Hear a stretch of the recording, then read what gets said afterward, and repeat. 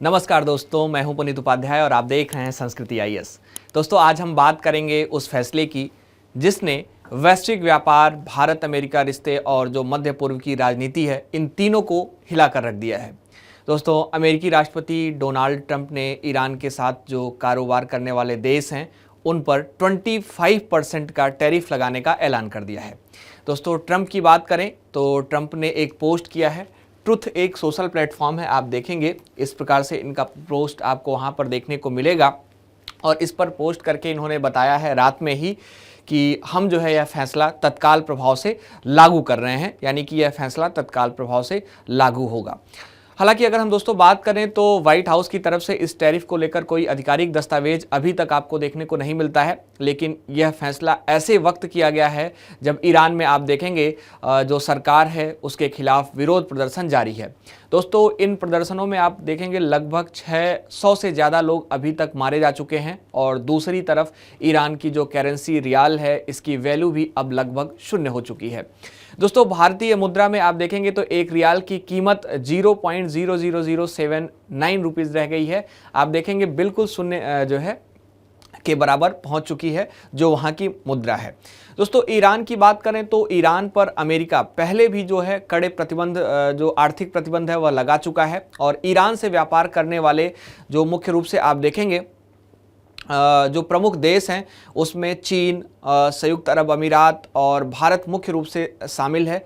और मुख्य रूप से टैरिफ लागू होने पर इन देशों पर अगर आप नज़र डालेंगे तो बहुत ज़्यादा जो है असर पड़ सकता है। भारत के संदर्भ में आपको पहले से ही पता होगा कि 50% का टैरिफ लग चुका है भारत पर, है ना दोस्तों। अगर आपको ज्ञात होगा तो अमेरिका मुख्य रूप से 25% का जो रेसिप्रोकल टैरिफ है वह लगाया था और उसके बाद 25% का आप आगे देखेंगे रूस से जो तेल आयात है उसको लेकर टैरिफ लगाया था। तो मुख्य रूप से 50% टैरिफ अभी तक भारत के ऊपर है। और ईरान से व्यापार को लेकर अगर भारत का टैरिफ लगाया जाता है तो टोटल जो टैरिफ होगा वह आप देखेंगे 75% तक हो जाएगा, है ना। और अगर हम बात करें तो मुख्य रूप से टैरिफ के चलते भारत को अमेरिका में अपना जो सामान है वह बेचना अब मुश्किल हो गया है। बहुत ही मुश्किल का सामना जो है करना पड़ रहा है हमें सामान बेचने के लिए, जिसका असर आप देखेंगे तो भारत के निर्यात पर बहुत गंभीर रूप से पड़ता हुआ नजर आ रहा है। और दोनों देशों के बीच जो टैरिफ विवाद है उसको निपटाने के लिए आज की डेट में अगर हम जस्ट इस लेक्चर को कर रहे हैं रिकॉर्ड, तब ट्रेड डील पर बातचीत होनी है।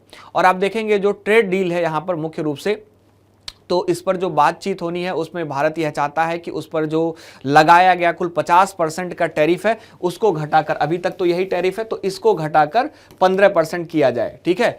मुख्य रूप से जो रूस से कच्चा तेल खरीदने पर जो टैरिफ है और जो एक्स्ट्रा 25% की पेनाल्टी है उसको पूरी तरह से ख़त्म करने की बात करी गई है। और इस पर भी आप देखेंगे तो 10% जो है कम करने की बात करी गई है, ठीक है।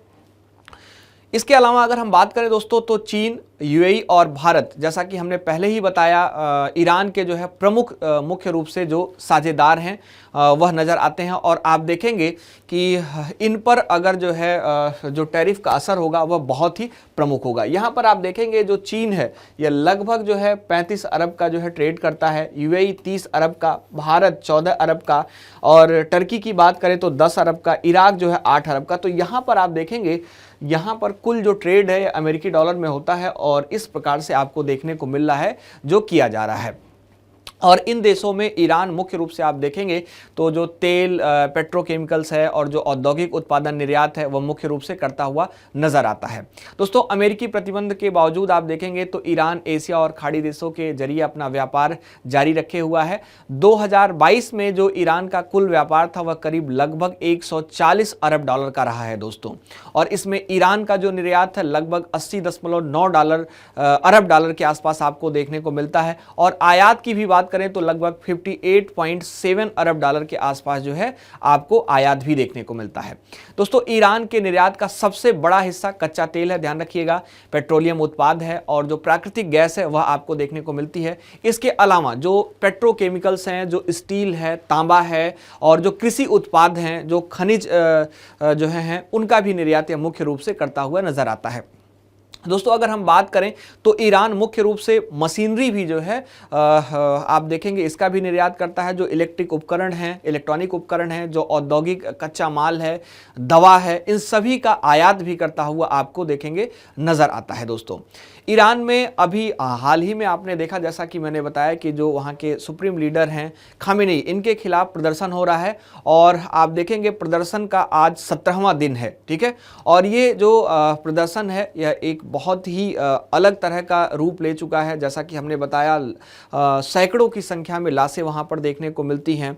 यह प्रदर्शन आर्थिक संकट से शुरू होकर अब मुख्य रूप से जो सत्ता है वहाँ की, उसके खिलाफ पहुँचता हुआ नजर आ रहा है। दोस्तों तो मुख्य रूप से आप देखेंगे यह जो है एक बहुत ही गंभीर स्थिति देखने को मिल रही है। जैसा कि हमने बताया कि लगभग 648 लोग वहां मारे जा चुके हैं और इसी बीच आप देखेंगे तो ट्रंप के द्वारा इस प्रकार का जो है जो टैरिफ की बात करी जा रही है वहां के लिए और भी घातक हो सकती है। दोस्तों एक नॉर्वे स्थित एक गैर सरकारी संगठन है ईरान ह्यूमन राइट्स, इसने बताया है दोस्तों कि लगभग ईरान में जो अभी प्रेजेंट में यह जो है प्रदर्शन हो रहा है, इसमें लगभग 648 लोग मारे जा चुके हैं और इस संस्था के मुताबिक मरने वालों में 9 नाबालिग भी शामिल हैं, हजारों लोग जो है इसमें घायल हुए हैं। इन सभी बातों का जिक्र आप देखेंगे जो संगठन है ईरान ह्यूमन राइट्स IHR उसके द्वारा कही गई है। दोस्तों इसके संदर्भ में अमेरिका की प्रतिक्रिया भी आई है। अमेरिका ने कहा कि नागरिकों से जो है तुरंत ईरान को छोड़ा जाए। ठीक है, जो अमेरिकी नागरिक हैं उनके संदर्भ में ट्रंप प्रशासन ने अमेरिका के नागरिकों को तुरंत जो है ईरान देश को छोड़ने की बात करी है, उसकी अपील करी है। और आपको पता होगा कि वर्चुअल अमेरिकी जो दूतावास है उसने सुरक्षा अलर्ट भी जारी किया है। दोस्तों अमेरिकी नागरिक ईरान से निकलने की जो योजना है वह जो है बना रहे हैं और इसमें अमेरिकी सरकार की मदद पर निर्भर ना रहें, ऐसी भी बात करी गई है। ठीक है, इसके अलावा ईरान की बात करें तो ईरान के वर्चुअल US असेंबली की ओर से जारी जो अलर्ट है उसमें कहा गया कि देश भर में प्रदर्शन लगातार तेज हो रहे हैं और उनके हिंसक होने की आशंका है। और अलर्ट के मुताबिक जो गिरफ्तारी और लोगों के घायल होने की घटनाएं हैं वह मुख्य रूप से आपको सामने देखने को मिलती हैं। दोस्तों मैं बार बार आपसे कह रहा हूं कि वर्चुअल एम्बेसी, तो आप सोच रहे होंगे कि सर वहां पर क्या फिजिकल एम्बेसी नहीं है अमेरिका की, तो आप ध्यान रखिएगा दोस्तों, अमेरिका और ईरान के बीच 1980 में राजनयिक संबंध नहीं है अभी प्रमुख रूप से 1980 से। और आप देखेंगे ईरान में अमेरिका का कोई फिजिकल दूतावास अभी नहीं है। इसके चलते अमेरिका में अभी प्रेजेंट के टाइम में एक वर्चुअल US असेंबली बनाई गई है जो मुख्य रूप से कार्यरत है। ठीक है, तो अभी वर्चुअल असेंबली के माध्यम से ही जो है जो इस तरह का स्टेटमेंट है, जो इस तरह की सूचनाएं हैं वह दी जा रही हैं। ट्रंप का एक स्टेटमेंट और आया है ईरान के संदर्भ में। उन्होंने कहा कि अमेरिकी राष्ट्रपति जो डोनाल्ड ट्रंप हैं उन्होंने कहा कि मुख्य रूप से ईरान सरकार प्रदर्शन को रोकने के लिए जो रेड लाइन है वह पार कर रही है और उन्होंने कहा कि अमेरिका इस पर कड़े विकल्पों के संदर्भ में विचार कर रहा है। ठीक है, तो एक चेतावनी भी आप देखेंगे यहाँ पर अमेरिका के द्वारा यानी कि डोनाल्ड ट्रंप के द्वारा मुख्य रूप से देखने को मिलती है। और इसके संदर्भ में ईरान की भी जो प्रतिक्रिया है, जो चेतावनी है वह देखने को मिलती है। और वहाँ पर आप देखेंगे मुख्य रूप से वहाँ के एक सांसद हैं, उन्होंने एक स्टेटमेंट दिया अपने संसद में कि अगर अमेरिका जो है कोई भी एक्टिविटी करता है, कोई भी हमला करता है और मुख्य रूप से अगर किसी भी प्रकार की उसकी एक्टिविटी ईरान में देखने को मिलती है, हमारे देश के अंदर देखने को मिलती है, तो हमारे सैनिक तैयार हैं और हम सीधे इजराइल को सबसे पहले निशाना बनाएंगे। तो इस प्रकार की जो कड़ी प्रतिक्रिया है वह जो है मोहम्मद बागर गालिफाफ उनका नाम है, जो मुख्य रूप से सांसद है, ईरानी संसद है मुख्य रूप से, उन्होंने जो है यह बात कही है। और इन्होंने बिल्कुल ठीक से कहा है कि हमारा जो मिलिट्री बेस है, हमारा जो शिप्स है, यह सभी जो है बिल्कुल तैयार है और हम इजराइल को टारगेट करेंगे। ठीक है, तो यह बयान भी बहुत ही प्रमुख हो जाता है। दोस्तों आप देखेंगे संसद का लाइव सत्र आयोजित हो रहा था जब यह बयान आता है ईरान के द्वारा। ठीक है, और वहाँ के जो सांसद हैं उन्होंने डेथ टू अमेरिका के नारे भी जो है अपने संसद में उस समय लगाए भी हैं। ठीक है, तो ध्यान रखिएगा यह पूरा मामला था दोस्तों और मुख्य रूप से आप इसको बहुत अच्छे से समझने का प्रयास करेंगे। बिल्कुल अभी की यह जो ताज़ा घटना है यह आपके एग्ज़ाम के लिए बेहद महत्वपूर्ण है। और जो टैरिफ के संदर्भ में जो बात हमने करी वह टैरिफ जो है आपको पता ही होगा कि कितना जो है इम्पॉर्टेंट हो गया है। अमेरिका के द्वारा जो इस प्रकार का प्रतिबंध है वह बहुत ही इंपॉर्टेंट हो गया है। अब आप देखेंगे यह प्रतिबंध अभी से नहीं, अमेरिका के द्वारा पहले भी जो है यह प्रतिबंध लगाए गए हैं। जैसा कि अगर हम लोग यहाँ पर बात करें तो ईरान के खिलाफ अमेरिका प्रतिबंध 1979 से ही शुरू होता है। ईरान की संपत्तियां फ्रीज और व्यापार पर रोक लगाता है। फिर 1995 में तेल गैस सेक्टर में अमेरिका कंपनियों के निवेश पर पूरी तरह प्रतिबंध लगाया। ईरान से तेल आयात भी बंद कर दिया। 2006 से 10 के बीच परमाणु कार्यक्रम को लेकर प्रतिबंध जो है लगाए थे। बैंकिंग, हथियार और तकनीक से जुड़े सेक्टर को टारगेट किया था। 2012 में ईरान के सेंट्रल बैंक पर प्रतिबंध लगाया गया था जो है अमेरिका के द्वारा। स्विफ्ट सिस्टम से ईरानी बैंकों को बाहर कर दिया गया था, जो आप देखते हैं जो इंटरनेशनल ट्रांजैक्शंस होता है। 2015 में परमाणु समझौता JCPOA के बाद कुछ प्रतिबंध अस्थायी रूप से हटाए गए थे। इसके अलावा 2018 में राष्ट्रपति डोनाल्ड ट्रंप ने JCPOA से बाहर निकलकर सभी जो बड़े प्रतिबंध है वो दोबारा लागू कर दिए थे। तेल निर्यात 25 लाख बैरल प्रतिदिन से गिरकर 5 से 7 लाख बैरल प्रतिदिन हो गया था। फिर 2024 की बात करें तो आप देखेंगे ईरान से कारोबार करने वाले देश और कंपनियों पर कार्रवाई करने की बात करी गई थी, और अब 2026 में जब हम देख रहे हैं तो 25% टैरिफ का ऐलान कर दिया गया है। दोस्तों, ईरान के संदर्भ में अगर हम बात करें तो इसका जो चाबहार पोर्ट है यह बहुत ही महत्वपूर्ण है भारत के लिए, क्योंकि आपको पता है कि भारत यहां से अफगानिस्तान से सीधे कनेक्टिविटी रखता है, पाकिस्तान को निगलेक्ट करते हुए, ठीक है।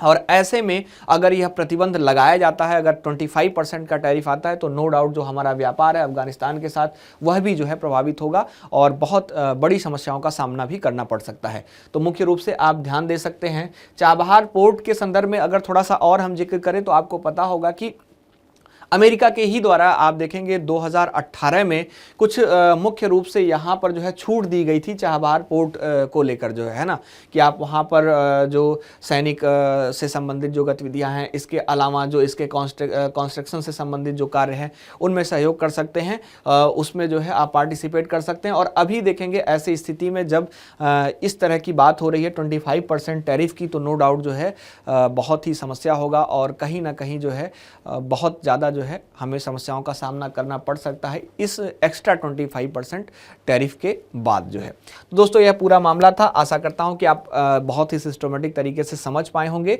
और अब जो है बहुत अच्छे तरीके से यह समझने का प्रयास भी कर पाए होंगे कि जो टैरिफ है उससे जो है क्या इम्पैक्ट पड़ सकता है भारत के ऊपर भी।